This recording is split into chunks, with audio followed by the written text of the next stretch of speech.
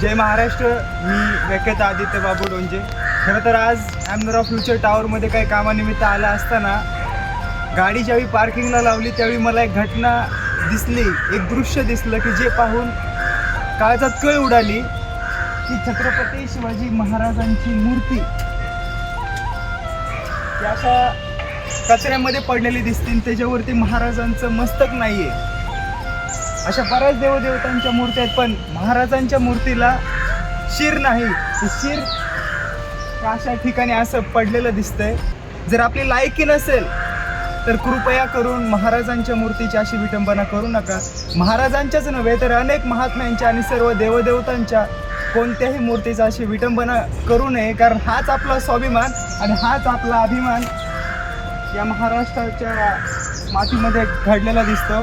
आज यांच्यामुळे आज आपल्याला ताठ मानेनं चालायला मिळतंय. आज आपण बोलू शकतो, वागू शकतो, सर्व काही करू शकतो तर या महात्म्यांमुळे आणि या देवदेवतांमुळे.